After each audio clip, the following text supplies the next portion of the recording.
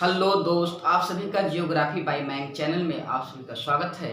आज हम लोग पढ़ेंगे पर्यावरण के बारे में। आखिर पर्यावरण है क्या चीज़ और पर्यावरण से हमें लाभ क्या है और पर्यावरण से फायदे क्या हैं और पर्यावरण को कौन सी गैसें प्रदूषित कर रही हैं। तो आज इन्हीं के बारे में हम लोग पढ़ने चल रहे हैं। आखिर पर्यावरण का काम क्या है यहाँ। तो पर्यावरण के बारे में अच्छे से पढ़ते हैं। जो आपके एग्जाम में क्वेश्चन पूछे जाते हैं उन्हीं क्वेश्चनों को आज हम अच्छे से पढ़ लेते हैं। और आपको पर्यावरण किस प्रकार पढ़ना है आइए हम बताते हैं आपको। इस प्रकार अगर आप पर्यावरण को पढ़ते हैं तो आप पर्यावरण से क्वेश्चन को बड़ी आसानी से कर ले जाएंगे। तो आइए देखते हैं पर्यावरण। पर्यावरण को अंग्रेजी में कहते हैं इन्वायरमेंट। और पर्यावरण दो शब्दों से मिलकर बना होता है, एक होता है पर, दूसरा होता है आवरण। परि का मतलब होता है चारों ओर, चारों ओर। आवरण का मतलब होता है घेरा या घेरा हुआ, घेरा या घेरा हुआ होता है। हम कह सकते हैं हमारे चारों ओर का वह घेरा, हमारे चारों ओर का वह घेरा जो हमारी क्रियाओं और कारकों को प्रत्यक्ष अप्रत्यक्ष रूप से प्रभावित करता है, उसे हम पर्यावरण कहते हैं। बातें समझ में आई। नेक्स्ट हम कह सकते हैं हम जीवधारियों और वनस्पतियों के चारों ओर का वह आवरण जिसमें जीवधारी और वनस्पतियां निवास करती हैं, उसे हम पर्यावरण कहते हैं। बातें क्लियर हो गई, चलते आगे। नेक्स्ट, पर्यावरण को इंग्लिश में इन्वायरमेंट कहते हैं और इन्वायरमेंट इन्वायरनर से मिलकर बना है।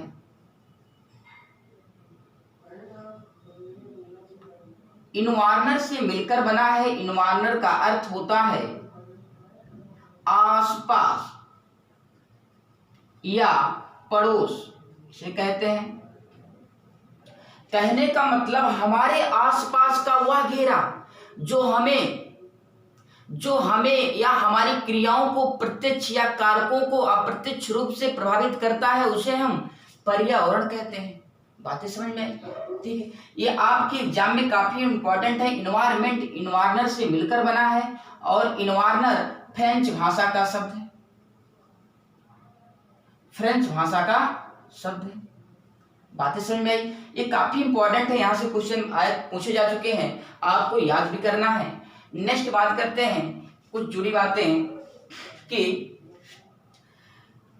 पर्यावरण में क्या क्या चीजें शामिल होती हैं। तो पर्यावरण में 3 चीजें शामिल हैं। क्या क्या चीज शामिल है, एग्जाम में आएगा, क्या क्या चीजें शामिल हैं। तो हम बोलेंगे 3 चीजें शामिल हैं। पहला जो चीज शामिल है वो जैविक शामिल है, जैविक घटक। इसको हम बोलते हैं बायोटिक कंपाउंड से बोलते हैं। नेक्स्ट, दूसरा जो शामिल है अजैविक घटक, इसे हम बोलते हैं एबायोटिक कंपाउंड्स।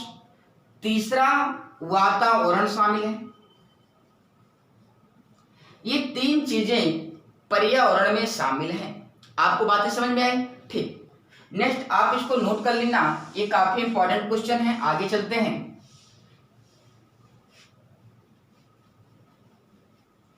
नेक्स्ट बात आती है पर्यावरण के घटक कौन कौन से हैं एनवायरनमेंट के। पर्यावरण के घटक, पर्यावरण के 2 घटक हैं। कौन कौन से हैं आइए देख लेते हैं। एक को बोलते हैं प्राकृतिक घटक, दूसरे को बोलते हैं मानव निर्मित घटक।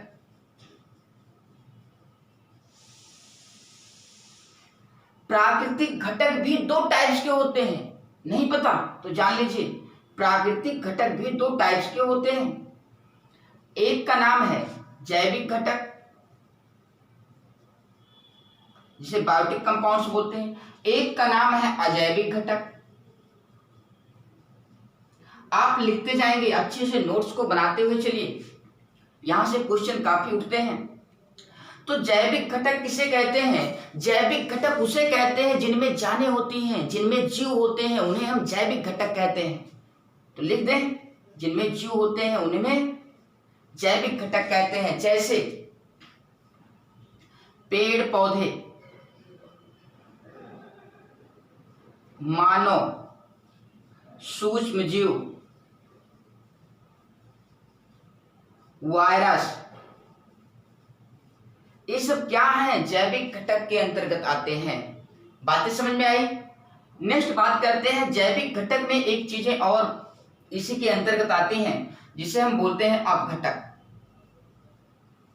अपघटक एग्जाम में आया हुआ क्वेश्चन है कि अपघटक किस श्रेणी का तत्व है? तो हम बोलेंगे बायोटिक कंपाउंड्स का तत्व है, जैविक घटक का तत्व है। बातें समझ में आई? ठीक है, आगे बढ़ते हैं। अजैविक घटक किसे कहते हैं? अजैविक घटक भी दो टाइप्स के होते हैं। एक को बोलते हैं महासागरीय घटक, महासागरीय, और एक को बोलते हैं महाद्वीपीय, महाद्वीपीय। महासागर के अंतर्गत कौन कौन सी आते हैं? सागर आता है, तालाब आते हैं, नदी आते हैं, झील आती है, आज सारी चीजें महासागर के अंतर्गत आती हैं और सारी चीजें हैं। नेक्स्ट, लेकिन महाद्वीप में क्या आते हैं? पर्वत आते हैं, पठार आते हैं, मरुस्थल आते हैं, आज चीजें शामिल हैं। आइए पढ़ते हैं, हिमालय भी है। आइए आगे पढ़ते हैं, इसके बारे में देखते हैं आगे कुछ जुड़े इससे बातें पर्यावरण से। हाँ, लेकिन मानव निर्मित जो घटक होते हैं, मानव निर्मित, आइए जान लेते हैं। मानव निर्मित घटक जो मानव द्वारा बनाए जाते हैं उन्हें मानव निर्मित घटक कहते हैं। जैसे सड़क, पुल, रेल मार्ग, मकान आदि चीजें मानव निर्मित द्वारा निर्मित की जाती हैं, इसीलिए इसे मानव निर्मित घटक कहते हैं। यहां से क्वेश्चन कम आते हैं, आप इनको ज्यादा ध्यान न दें। नेक्स्ट आइए बात करते हैं,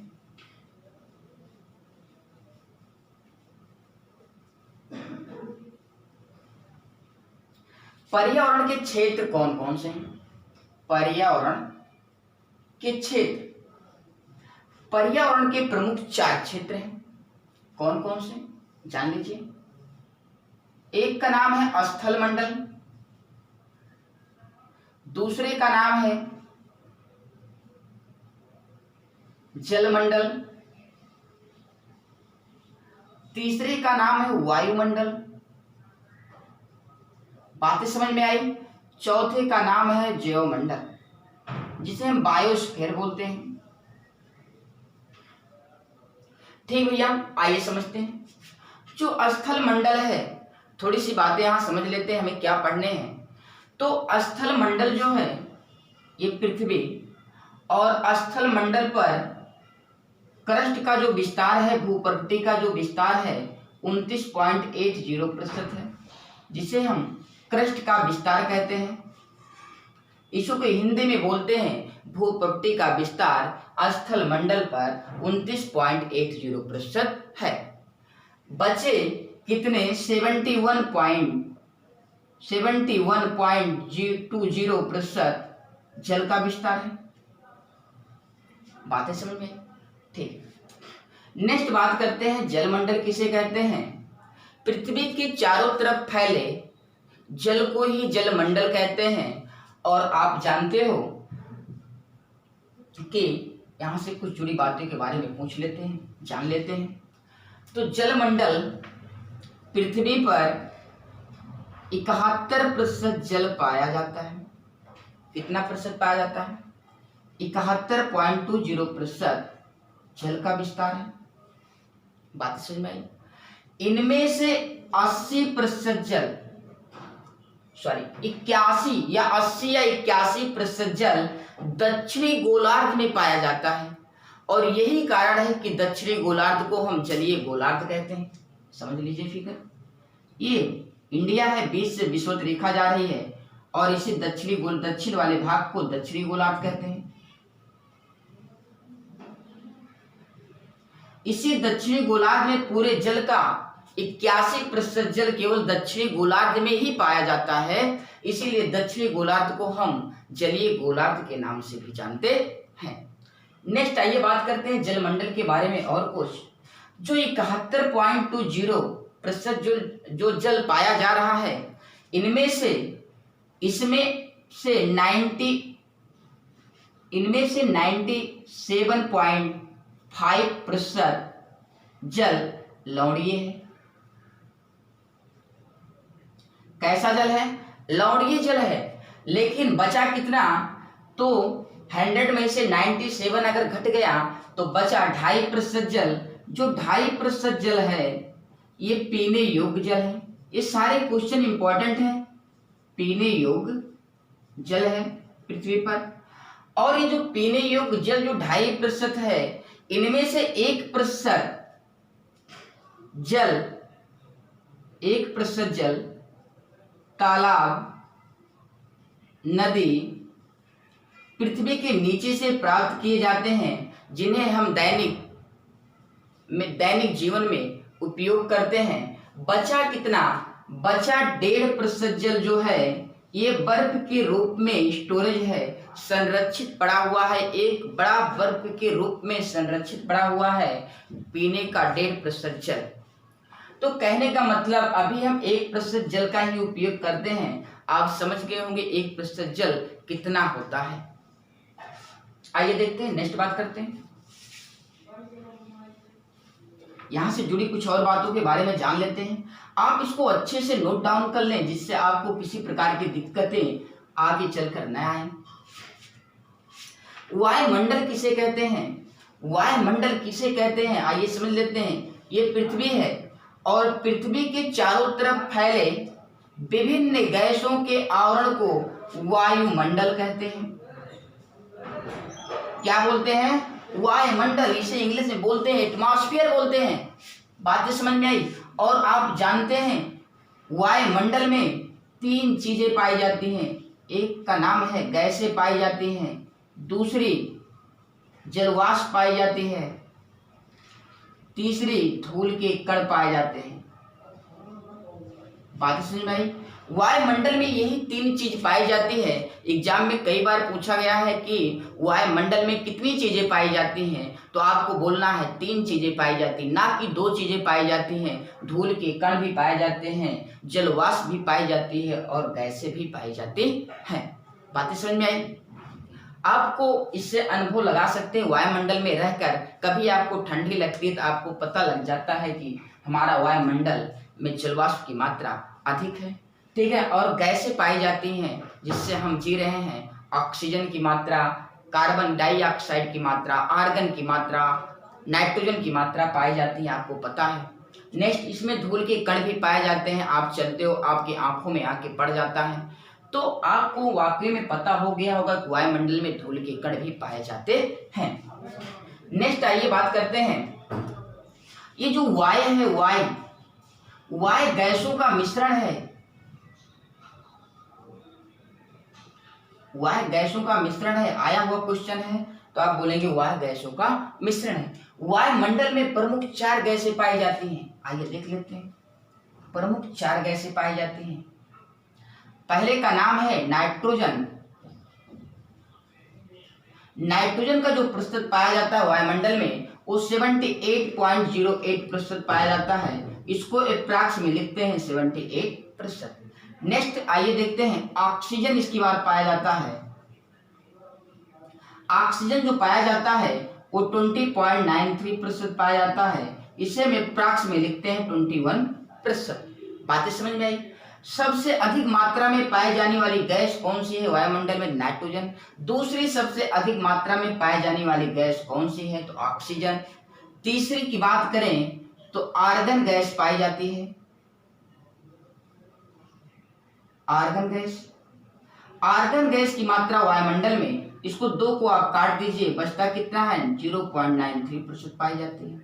नेक्स्ट इसके बाद बात करते हैं, एक गैस और पाई जाती है। जो प्रमुख 4 गैसें पाई जाती हैं, और तो बहुत सारी गैसें पाई जाती हैं, लेकिन इन 4 गैसों का योगदान बहुत ज्यादा है। इसके बाद CO2 पाई जाती है, कार्बन डाइऑक्साइड। जो कार्बन डाइऑक्साइड पाई जाती है ये वायुमंडल में 0.03% पाई जाती है, लेकिन अब की जो बुकों में पाई जा रही है, दिखाई गई है, वो 0.3% दिखाई जा रही है। पाई जाती थी, लेकिन अब इस समय जो बुकें आ रही हैं एनसीईआरटी की, इसमें 0.3% दिखाई गई। इसका कहने का मतलब ये है, तात्पर्य है कि प्रदूषण वायुमंडल में बढ़ चुका है। और प्रदूषण उसे ही कहते हैं जिनकी मात्रा, प्रदूषण किसे कहते हैं? प्रदूषण उसे कहते हैं किसी भी गैसों की मात्रा अपनी मात्रा से अधिक हो जाना या कम हो जाना प्रदूषण कहलाता है।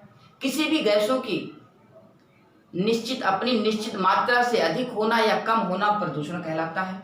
बात समझ में आई? ये जो CO2 है ग्लोबल वार्मिंग के लिए सबसे अधिक उत्तरदायी माना जाता है। आया हुआ क्वेश्चन है, आपको याद रखेंगे, आप इसको याद रखिए। नेक्स्ट आइए कुछ इससे जुड़ी बातें और जान लेते हैं थोड़े से।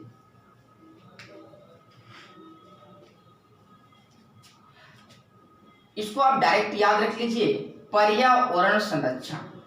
पर्यावरण संरक्षण अधिनियम कब पारित हुआ? तो हम बोलेंगे पर्यावरण संरक्षण अधिनियम 23 मई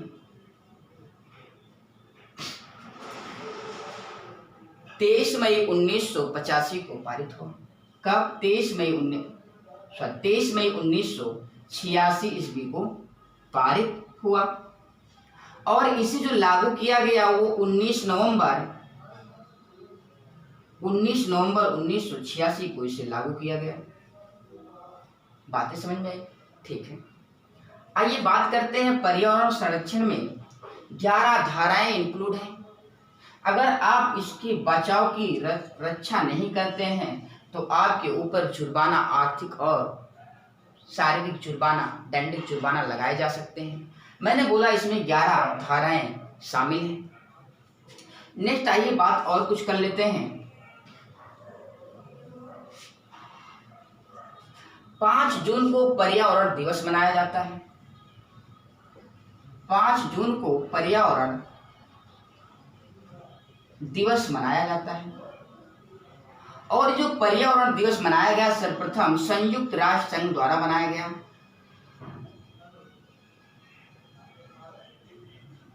संघ द्वारा मनाया गया। ये कब मनाया गया? तो 1972 में मनाया गया। लेकिन मनाया गया तो 1972 में, लेकिन प्रथम पर्यावरण दिवस मनाया गया, प्रथम की अगर बात करें तो 1974 में मनाया गया। इसको प्रथम से ही काउंट करते हैं, 74 से ही मनाया गया तो 72 में, लेकिन प्रथम जो काउंट करते हैं वो 74 से काउंट करते हैं।